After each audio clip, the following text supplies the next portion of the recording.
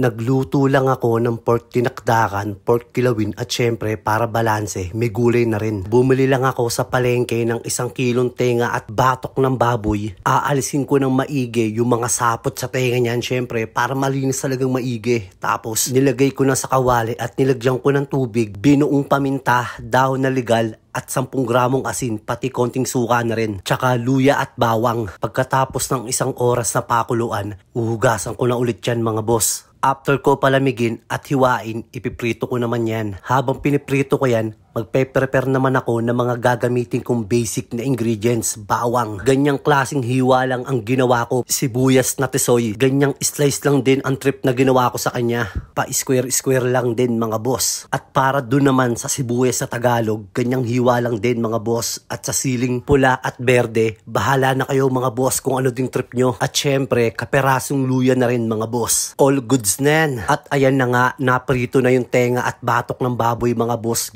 Gupit ko na lang para mas madali. After ko magupit yan, naglagay lang ako ng kaperasong butter sa mainit na kawali. Kasunod yung mga ginupit ko kanina at konting asin, asukal, konting pamintang durog, oyster sauce, katamtamang suka, pati liver spread na rin mga boss. Kasunod ng siling pula at berde. Follow up ng magkaibang sibuyas, luya at classic mayonnaise. Nilagyan ko rin yan ng creme style para medyo makrema.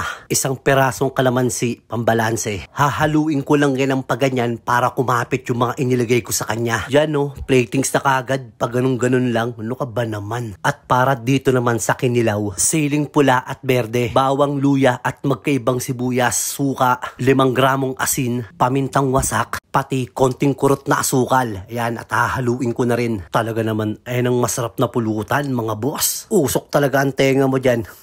Yan pala, naglagay na ako ng mantika, kasunod ng bawang at sibuyas at mga gulay. Lalambutin ko lang yan ng 3 minuto. Tsaka ako lalagyan ng chicharon, by Sharon, oyster sauce at konting patis pampalasa lang. Asukal din pala. Saglitan ko lang hahaluin yan at baka maduro. At sa wakas, platings na rin. Ganyan lang yan ni Boss Etsab. No ka ba naman? At ayan na nga mga boss, at sesentensyahan ko na silang 3.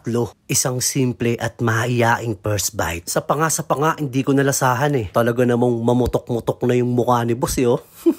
Talagang saktuhan lang pagkakadali dyan. Dapat pala ginawa ko, hindi ko sinarapan. Teka, ito namang kilawin. Kanina pa kasi nagpapakyut sa akin to eh. Ayan no, talaga naman. Syempre, para medyo balanse talaga, susundan ko ng gulay yan. Nasitaw at kalabasa. Teka, hipang ko lang, mainit pa eh. Ganito ang saktuhan, makrunchy-crunchy pa. Yan na nga mga boss, at kumuha na ako ng kanin. Nagutom na ako eh. Wait, isa pa nga, hindi ko talaga nalasahan tong dinaktakan eh. O paano mga boss, po-food trip muna ako ah. Maraming salamat po sa patuloy at tunay na suporta nyo. God bless.